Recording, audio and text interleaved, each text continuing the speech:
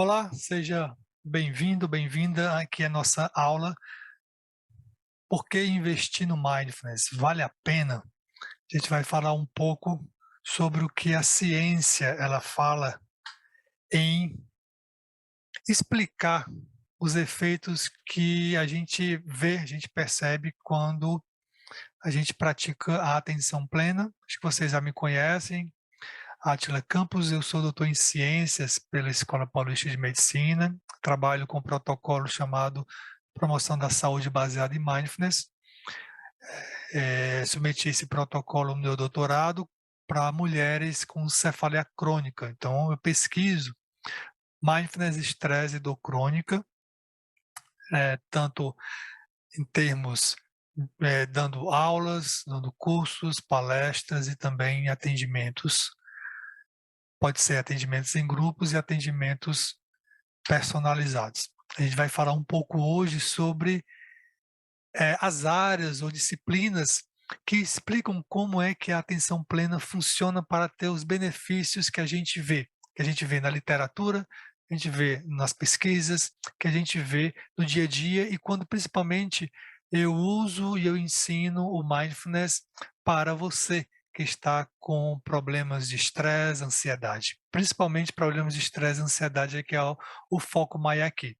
Então, é um pouco de reorganização cerebral, neuroplasticidade. Aqui o que é que eu estou falando? Eu falo do efeito e o mecanismo que está por trás. A gente vai falar de uma forma mais sucinta, de uma forma em que você consiga entender com bastante facilidade. Não vou me aprofundar nos conceitos, que a ideia dessa aula não é esta. Como é que é o aprendizado baseado em recompensa? Tem a ver com o hábito de meditar, ou com autocontrole emocional, mas mecanismos psicológicos que juntos, que quando nós estamos com ansiedade, com estresse, passando por alguma dificuldade, esses mecanismos eles estão subativados. E às vezes a gente nem sabe como utilizá-los porque a gente não aprende na nossa vivência diária. Questão do envelhecimento, questão da genética, a epigenética, ela explica como é que o mindfulness ele vai afetar positivamente o nosso envelhecimento, aliás, o envelhecimento celular. Então, envelhecemos um pouco mais devagar. Comportamento pró-social, comunicação e colaboração, e a ciência da atenção, as redes da atenção, que é exatamente o primeiro ponto em que a gente acessa, que a gente trabalha quando a gente começa um programa de atenção plena. Vou falar um pouco sobre detalhes da turma presencial, da turma online também, e aguardar suas perguntas e respostas, que podem também ser através do grupo de WhatsApp. A gente vai fazer uma breve prática chamada FOFBOK, ou seja, pés no chão e bumbum na cadeira. Como é que a gente vai fazer essa prática? Você fica na posição retinha, os ombros para trás, pernas sentindo o chão, pés sentindo o chão, pernas com coxas em 90 graus, as mãos na coxa, nos joelhos, que eu estou sentado numa cadeira. Você vai fechar os olhos, a gente vai fazer 2 ou 3 respirações mais profundas.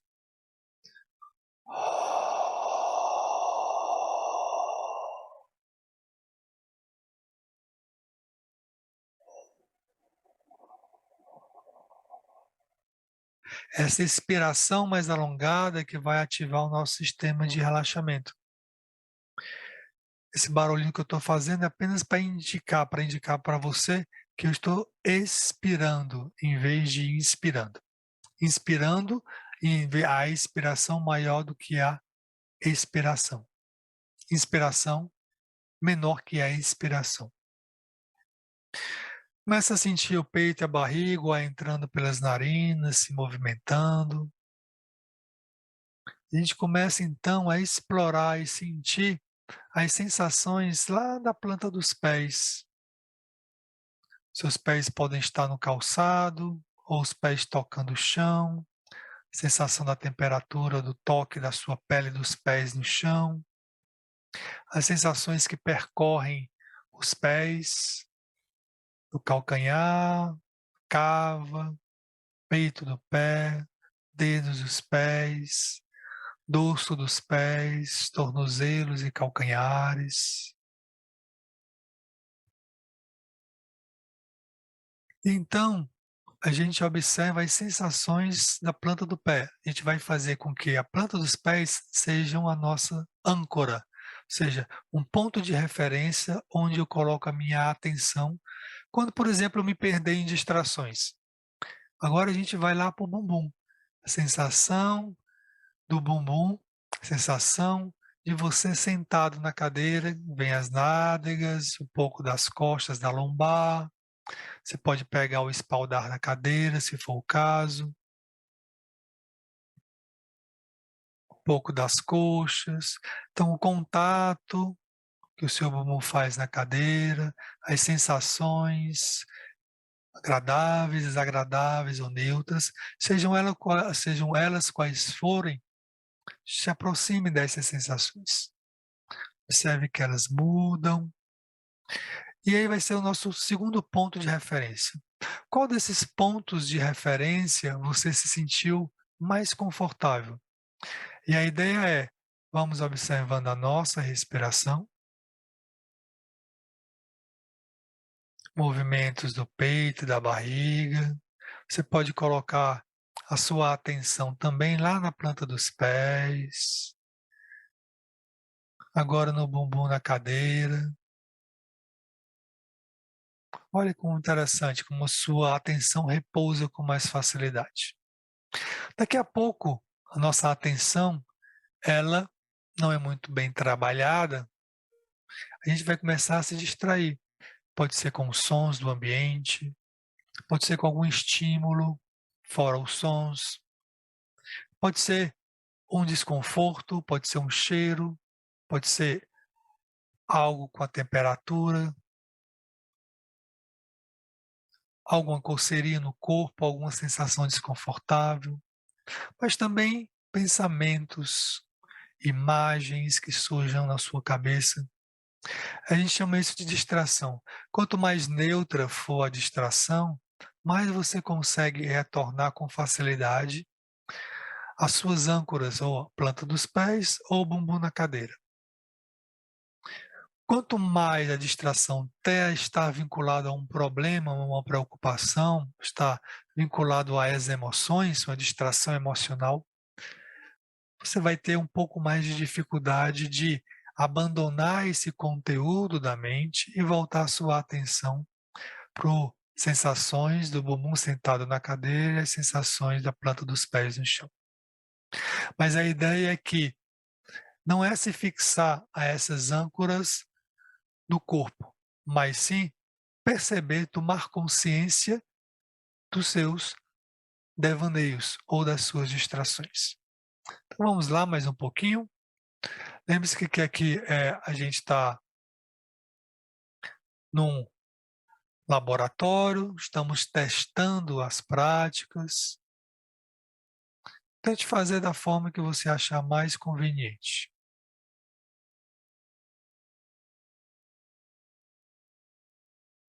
Se eu distrair com algo, perceba a distração, isso é uma fase da meditação. E aí, com gentileza e com curiosidade, eu volto para saber quais são as sensações agora que estão na minha planta dos pés.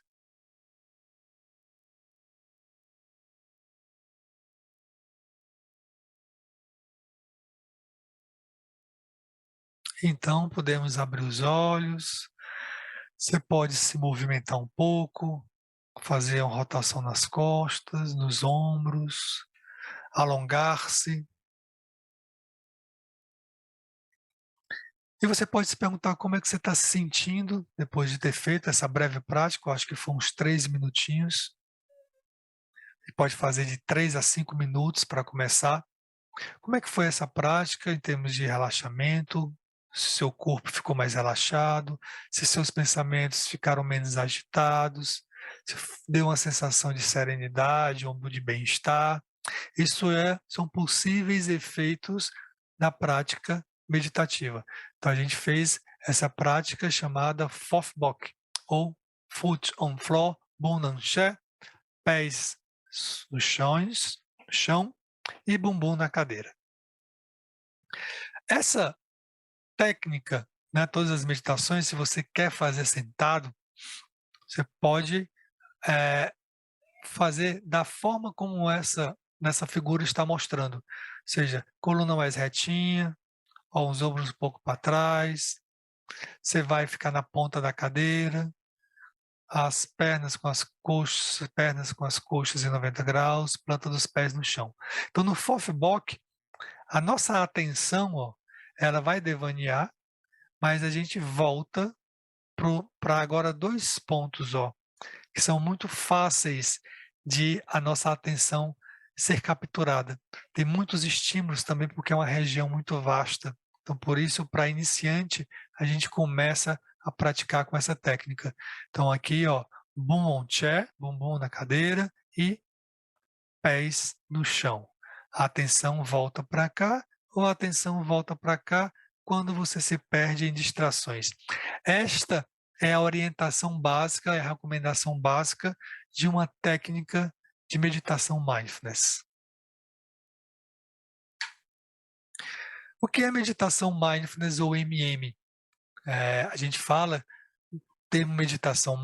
Meditação seria a ferramenta, mas a gente pode ter o mindfulness ou atenção plena como um termo guarda-chuva, ou seja, dentro dele cabem várias perspectivas de acordo com aquilo que a gente está falando. Por exemplo, eu sei que eu tenho uma habilidade, uma capacidade que eu nasço com ela, que é disponível para mim desde o nascimento, que vem de fábrica. Por isso que eu digo que o mindfulness ele é disponível. Só então tem pessoas, então por conta desse conceito aqui, tem pessoas que são mais observadoras que outras, tem pessoas que devaneiam menos que outras, tem pessoas que conseguem perceber e ter contato com as suas emoções e se conhecer emocionalmente melhor que outras, tem pessoas que têm facilidade em ter autoconhecimento, tem pessoas que se comunicam bem, sabem da necessidade dos outros, são mais empáticas. Todos isso são elementos do mindfulness. Então, sim, você já conhece o mindfulness, você já usa o mindfulness no seu dia a dia, mas talvez alguns aspectos mais que você tem mais afinidade em usar no seu dia a dia.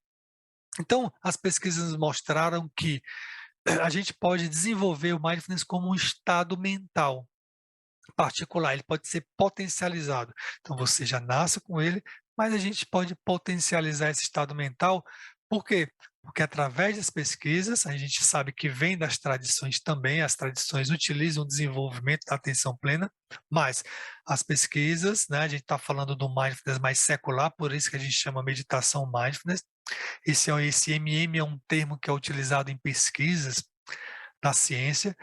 Então, a gente tem como um estado mental que as ciências, muitas pesquisas apontaram como, se você desenvolve atenção plena, que é um conjunto de habilidades mentais, você tem melhores possibilidades de lidar com as situações estressantes do dia, resolver os problemas com mais facilidade, reduzir os seus sintomas de estresse, de depressão, de dor crônica e de adicção também.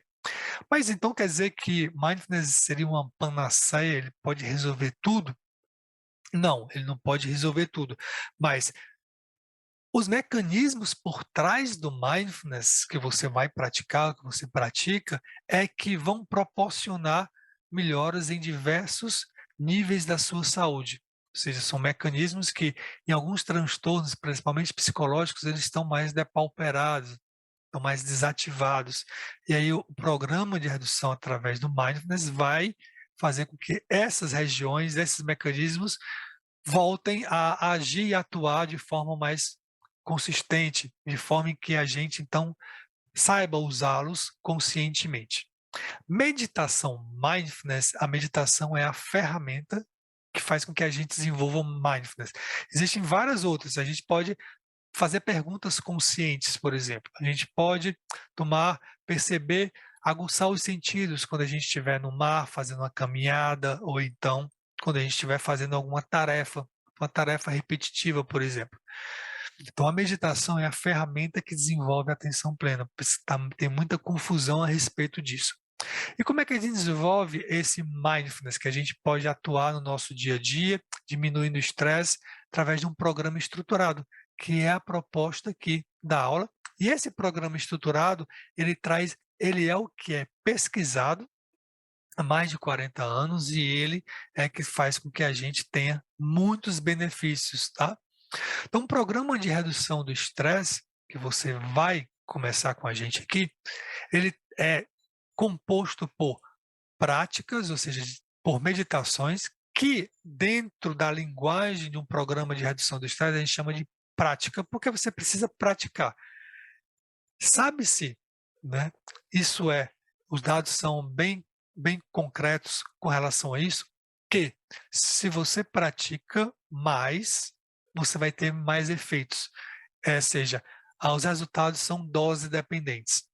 Tem as práticas formais, que a gente pensa como se fossem as meditações mesmo, né? Você fica sentado, parado, usa as âncoras, que são a respiração, as sensações do corpo, e as práticas informais.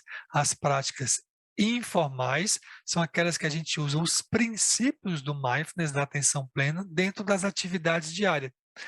O mindfulness, então, caracteriza-se por dois critérios principais: a atenção, a regulação da atenção e a abertura à experiência. Por isso que eu disse para vocês que a gente, para desenvolver mindfulness, a porta de entrada é o nosso circuito atencional. Então, quando a gente tem a segunda parte, que é a abertura à experiência, a gente precisa desenvolver algumas habilidades que nós temos, só que nós não exercitamos com muita facilidade. E a gente pode dizer que são aquelas soft skills, são habilidades mentais leves. São habilidades leves que são habilidades comportamentais, como paciência, confiança, não esforço, aceitação, um mecanismo muito importante, curiosidade, mente de principiante. Olha aí, não tem nada termos técnicos e são termos que remetem até a um bom senso, né? Mas isso aí eu tenho, quer dizer que vou ter que desenvolver isso, tá, mas você vai desenvolver isso agora com um elemento fundamental que é consciência, saber ter a ciência de saber como usar essas habilidades, de que forma usar, percebendo o seu entorno, percebendo o seu ambiente. Então, o conceito fundamental de mindfulness ou atenção plena é prestar atenção ao que você está fazendo, a sua tarefa em mãos, de uma forma intencional. Então, eu tenho intenção, atenção. Então, para desenvolver o mindfulness, eu preciso querer.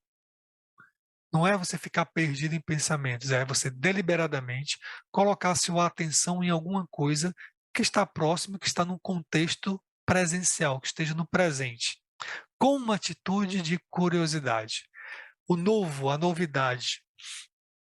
Tem uma pesquisadora chamada Ellen Lang que ela fala que o mindfulness é você ver aquilo que você sempre vê com um novo olhar, com um olhar de curiosidade, com um olhar de principiante, vendo de como é que você pode colocar aquela situação, agir daquela forma em um novo contexto, em uma nova circunstância. Então, então a gente tem os 3 elementos principais de um programa de redução do estresse: práticas formais, práticas informais e habilidades mentais contra o estresse. E você vai aprender isso durante as 8 semanas que você estiver comigo. Então vamos lá aos efeitos ou as disciplinas ou os mecanismos que causam os efeitos. Por exemplo, a gente tem uma reorganização cerebral. Lembre-se que na atenção no programa, toda semana a gente vai se encontrar durante 1h30 a 2 horas, tem as aulas complementares, que a gente vai fazer também com encontros online, tem práticas, tem um clube de leitura, e aí o que vai acontecer? A gente vai formatando com essas práticas, isso através de estudos com ressonância magnética funcional, aí que veio a neurociência, né? Quando a neurociência entrou dentro dessas pesquisas com mindfulness, ela descobriu muitas coisas interessantes, principalmente usando eletroencefalograma, usando tomografia pósitrons e também ressonância magnética funcional, principalmente. Ou seja, funcional por quê? Porque é dada uma tarefa para a pessoa que está sendo com o seu cérebro pesquisado e ela vai fazer essa tarefa, então eu consigo mapear como é que o cérebro está funcionando quando eu faço essa tarefa. Então, eu comparo pessoas que passaram por esse programa e pessoas que não passaram. As pesquisas mostram que as pessoas que passaram pelo programa, eles têm uma reorganização cerebral. Isso significa o quê? Que áreas que estão desativadas, elas começam a se ativar. Áreas que estão hiperativadas, como a amígdala, por exemplo, elas começam a diminuir sua ativação e começam a se parear com outras áreas, por exemplo, com as áreas mais racionais. É bem interessante que isso faz com que eu tenha uma reorganização do meu cérebro. Então, muitas áreas cerebrais que antes estavam descoordenadas, elas começam a funcionar de forma harmônica, como se fosse uma sinfonia elétrica. Isso é chamado de reorganização do cérebro. E essa reorganização do cérebro faz com que a gente, por exemplo, não seja facilmente sequestrado emocional, que a gente tenha mais autocontrole das emoções, que a gente entre numa tarefa e termine essa tarefa até o final, que a gente não se disperse com facilidade, que a gente tome decisões mais baseadas com nossa clareza, com os fatos, e não com o que eu penso, com minhas crenças, com as minhas questões emocionais. Então, a neuroplasticidade muda o meu comportamento mediante estresse, que antes ele era reativo, impulsivo, agora ele vai ser responsivo. Ou seja, eu posso trabalhar então a questão da drogadição. O cigarro, diminui o cigarro porque eu sou ansioso, eu fumo muito, e aí quando eu começo a fazer o programa de 8 semanas, o programa de Mindfulness, eu começo a reduzir o cigarro. Vocês sabem que existem programas, né, de Mindfulness para adicção, e aí por isso que a gente vem também na adicção, então, e na própria ansiedade, né, que a ansiedade é como se fosse um hábito. A gente tem o hábito de ser ansioso. E aí existe a atenção de como é, então, se eu digo que o programa ele é dose dependente, quanto mais eu meditar, quanto mais eu praticar, mais eu tenho os efeitos, né, dessas áreas que eu estou falando aqui para você. Como é que eu faço então o hábito de meditar? Se eu não gosto de ficar parado, se minha mente ela tagarela muito quando eu fico parado, eu fico em silêncio. Aí é que a gente vai formatar o hábito. Esse hábito formatado, ele é interessante que ele está dentro desse arcabouço conceitual aqui de aprendizado baseado em recompensa. Ou seja, eu começo a perceber então que eu tenho um gatilho, um comportamento e a recompensa. Eu tenho um gatilho que me faz ficar ansioso. Quando eu fico ansioso,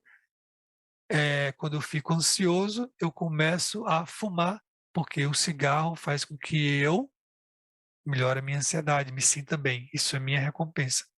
Mas com o tempo, esse comportamento começa a ter ganhos, aliás, ter prejuízos em vez de ganhos. Eu tenho um estímulo que positivo, dependendo do meu resultado, né? Essa recompensa eu posso chamar de resultado, de efeito. Posso ter um efeito positivo ou efeito negativo, dependendo do meu estímulo, que também gatilho eu posso chamar de estímulo. Então, como é que a gente forma um hábito de meditar? Então, toda vez, então, que eu percebo que eu estou mais inquieto no meu dia a dia, eu lembro que existe a meditação, então eu começo a me comportar de uma forma em que, com facilidade, eu comece a praticar as técnicas que estão requeridas no programa. E então, com o tempo, eu começo a ver mais efeitos. Eu começo talvez a ficar mais calmo, eu começo a melhorar a minha concentração, eu consigo então escutar melhor os outros. Problemas que eram muito grandes agora se tornam problemas menores, ou seja, eu começo a ver ganhos na minha vida. E aí eu começo a construir o hábito de meditar. Então, a gente vê essa construção também dentro do estresse, dentro da ansiedade. A gente vai mapeando, é o que se chama, né, de mapear o seu estresse. Claro que nesse comportamento aqui, a gente traz também pensamentos e emoções. Então, na realidade, quando a gente desenvolve esse hábito de meditar, significa que eu vou desenvolver uma habilidade importante de me conhecer. Como é que eu funciono? Quando eu estou com determinada pessoa, quando eu estou no trabalho, como é que eu ajo? Qual é a minha, como é que eu tendo a falar com as pessoas quando eu estou com raiva? Quando é, quando é que eu me disponho a ajudar o outro? Em que situações eu me disponho a ajudar o outro? Para eu tomar a decisão ou ler um livro ou participar de um projeto em que eu precise me engajar em leituras, como está a minha atenção? Como estão os meus focos de distração? Isso tudo tem a ver com aprendizado baseado em recompensa. E aí você vai, com isso, trocar os comportamentos, sejam mais reativos, mais impulsivos, mais automatizados, para comportamentos mais responsivos, que estão ligados à sua saúde, à melhor saúde física ou então saúde mental. A ciência da atenção, ou seja, outro benefício que você vai ter aumento de foco, de concentração e de memória. Você vai trabalhar dois tipos de atenção essenciais, aquele mais concentrado, que a gente chama de lanterna, né? Como se fosse uma lanterna. Vai para lá, você está lendo e fica lá. E o outro mais aberto, que a gente pode chamar de holofote, que ele é mais aberto, você pega o que está ao seu redor. Então, por exemplo, você está lendo um livro, está concentrado no que está lendo, mas ao mesmo tempo você sabe que alguém está conversando lá fora, tem cachorros latindo, tem tem carros passando, tem outros sons, e esses sons não te distraem, porque sua atenção, sua lanterna, ela está com a pilha muito forte.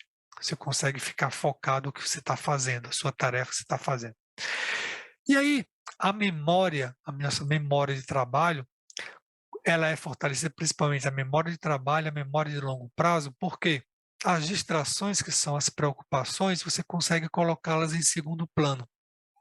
E aí uma coisa muito importante, se você está tendo problemas de memórias, lapsos de memórias, e você fez um check-up e não tem nada, né, nada orgânico relacionado, o que está faltando é o excesso de preocupação, o cansaço mental que você está tendo. Por quê? Porque essas preocupações que a gente está tendo, essas distrações, principalmente através das redes, das mídias sociais, fazem com que a nossa memória de trabalho ela fique muito cheia. E aí a memória de trabalho cheia com coisas inúteis, eu não consigo então fixar aquilo que é importante, aquela informação que é importante na minha memória de longo prazo. Então, por isso que a gente melhora foco, concentração e memória. A ciência da atenção explica isso bem direitinho a partir do treinamento que a gente faz, das práticas que a gente faz. Olha, com essa prática aqui você está desenvolvendo, e o terceiro ponto do circuito atencional é a nossa função executiva, aquilo que a gente tem que fazer em determinado momento. Então a gente tem um alinhamento. Função executiva é, eu tenho algo, um objetivo para fazer, tenho que atingir aquela meta, eu tenho que alinhar o que eu preciso de recursos para atingir aquela meta, os meus objetivos alinhados com as minhas metas, com aquilo que eu tenho, com as minhas informações. E aí a função executiva vai fazer com que a gente produza mais, que a gente seja mais produtivo, por exemplo. Então, foco, concentração, memória fazem parte também dos benefícios e dos efeitos do mindfulness de um programa, porque foi explicado através da ciência da atenção mindfulness. Olha aqui, eu trouxe aqui esses dois cérebros para você entender o que a gente faz na realidade é uma musculação cerebral, tá? Lembra aí do Fofbok que a gente fez? Fofbok é exatamente isso, olha, eu começo a me dispersar e eu volto minha atenção para uma âncora. Eu começo a me dispersar, principalmente aqui, né, em devaneios, ó. Então essa região aqui é a região da função executiva, onde eu penso, pondero, eu delibero. Essa região aqui é mais lenta, né? Ela era do neocórtex. Ela criou a sua funcionalidade há poucos anos. Então, na realidade, tudo que é rotina da gente, o que é muito importante, as rotinas, os hábitos, a gente vem desse circuito aqui mais ancestral, que está ligado às nossas emoções. Nosso cérebro ele sempre vai buscar algo em que ele se sinta confortável, em que ele veja que ele não se sinta ameaçado. Por isso que, então, ele vai ativar mais, né? Por isso que a negatividade ela é muito, o ela pega muito o nosso cérebro, a nossa atenção, porque, disse, né, que a negatividade é como o velcro e a positividade é como o teflon. A gente precisa ter mais, desenvolver mais, atividades ou tarefas positivas para poder influenciar a nossa vida positivamente, para poder minar, ou diminuir a força da negatividade. Então essa negatividade vem daqui, dessa região aqui, que então no nosso modo aqui default, a gente vai praticando, nosso modo default é que existe uma rede neural de padrão, que essa rede neural padrão faz com que a gente não está fazendo nada, a gente está pensando em algo, principalmente com as nossas preocupações. E aí muitas vezes você faz algo, que é exatamente isso daqui, função executiva, baseado nisso daqui, nas suas emoções. Eu estou ansioso porque houve um estímulo no ambiente, gatilho, estou com medo de perder o emprego, eu fico ansioso e aí eu vou fumar. Então, eu estou sendo, minhas ações, meu comportamento está sendo dirigido pelas emoções. Quando você vai praticando mindfulness, existe uma musculação cerebral em que essa parte da frente fica mais atrofiada, né? Conexão, lembra do conceito de neuroplasticidade? Maior conexão entre as partes, maior aumento de massa cinzenta, de conexões de neurônios, e aí então eu consigo ponderar mais. O peso da minha emoção numa decisão, ele vai contar? Vai, eu não vou deixar de ser indiferente, mas ela vai contar menos. E aí eu consigo ter decisões mais claras. Então essa é o que a nossa atenção, quando a gente fortalece, traz esses benefícios. Dentro de outros benefícios que a gente vai ver, exatamente na semana 6 a gente começa a trabalhar, mas desde o começo a gente trabalha as habilidades mentais e uma delas é a autogentileza, a compaixão. Então a gente vai trabalhar habilidades pró-sociais. A gente trabalha habilidades para a gente lidar com os nossos processos mentais e emocionais. E também trabalhamos habilidades para a gente lidar com a comunicação e colaboração, que é empatia, ou seja, se colocar no lugar do outro, ver a situação com os olhos, né, com as emoções do outro. A autocompaixão, então a gente desenvolve a autocompaixão, que é a capacidade de eu perceber o que é necessário para mim, de entender que os meus erros, que as minhas falhas, elas fazem parte do ser humano e que eu posso, então, de certa forma, entrar em estratégias que favoreçam a, a minha positividade, que favoreçam eu agir em prol das minhas necessidades. A gente fala isso de autocompaixão.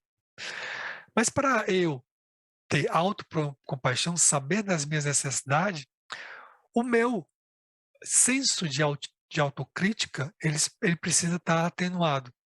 Né? Uma das coisas que mais traz preocupações para a gente é, às vezes, a gente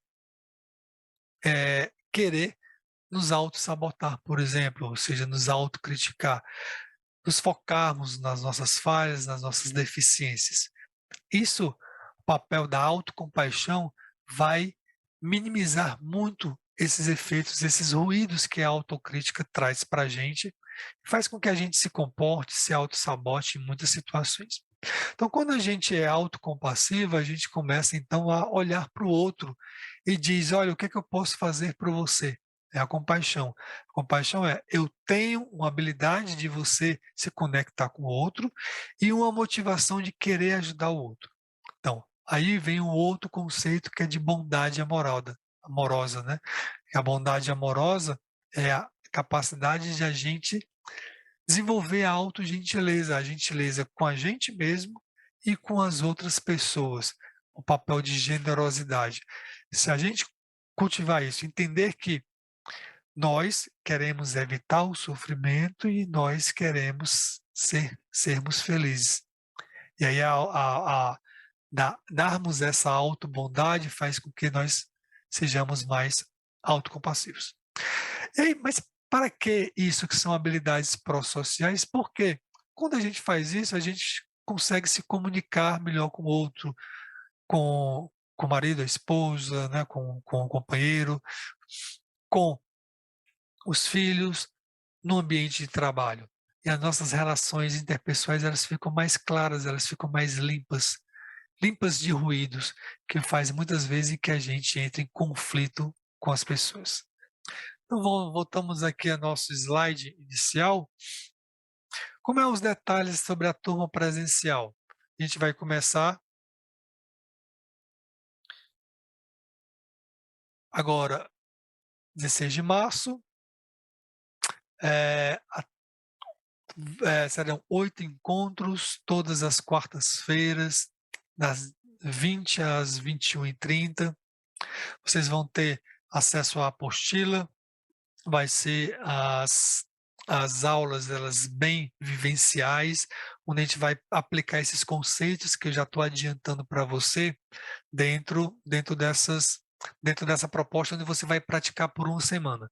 Então, na outra semana a gente vai ter novos conceitos e novas práticas e assim a gente vai tecendo. Como se mais vocês perceberam que a gente utiliza os efeitos, eles se utilizam de diversos mecanismos, né, são de áreas diferentes, de disciplinas diferentes. Então, é como se a gente montasse uma colcha de retalho. Exatamente isso que o Mindfulness é. Então, a gente vai montando isso, vai tecendo isso, para que os efeitos eles surjam com naturalidade, sempre de acordo com a sua necessidade. Muitas vezes você vai personalizar o seu exercício, personalizar a sua prática, e aí a gente vai desenvolvendo um pouco essas habilidades mentais, o hábito de meditar também. O curso, ele tem então 8 encontros, você vai também ter acesso a aulas online, que a gente vai fazer de acordo com a necessidade, e também de acordo com o que vocês pedem, né, algum tema específico que vocês queiram que a gente converse. A gente vai ter o clube de leitura, a gente vai acompanhar o livro Atenção Plena, Mindfulness, Como Encontrar a Paz em um Mundo Frenético, do Mark Williams. A gente vai ter o acompanhamento desse livro para você entender como é, né, como é que o programa ele vai funcionando, e aí você tem algo mais palpável, né? Porque aquele livro do Mark Williams, ele exatamente ele fornece para você um programa de mindfulness. E aí a grande dificuldade das pessoas ao praticar, tentar exercitar esse programa é que fazer sozinho, às vezes é bastante difícil, porque tem muitos obstáculos, e em grupo é sempre mais fácil. Um programa de redução do estresse em grupo, ele traz melhores benefícios do que você fazer de forma individual. E falando de investimento, como é que você vai fazer? A gente precisa de uma entrada, R$ 120, ele é 997, R$ 120, e o valor de 887 dividido em até 10 a 12 vezes. Eu mando o link para você, você vai receber orientações do momento em que você for fazer esse pagamento do restante, né, fora os R$ 120. R$ 120 para a gente ter a garantia da turma fechada, de no mínimo 8 pessoas, no máximo 15, por causa da questão de distanciamento, e também para a gente ter a questão das salas, né, já bem reservadas, bem agendadas. Então, qualquer outra dúvida que você tiver, você entra em contato dentro do próprio grupo, ou então no meu WhatsApp privado, você já sabe o número, e a gente vai conversando um pouco mais a respeito de como vai ser das suas dúvidas, tirando as suas dúvidas com relação ao programa de redução do estresse. Então, espero você na próxima quarta-feira, dia 16, às 20 horas, no Espaço Clara Luz. Grande abraço e até lá.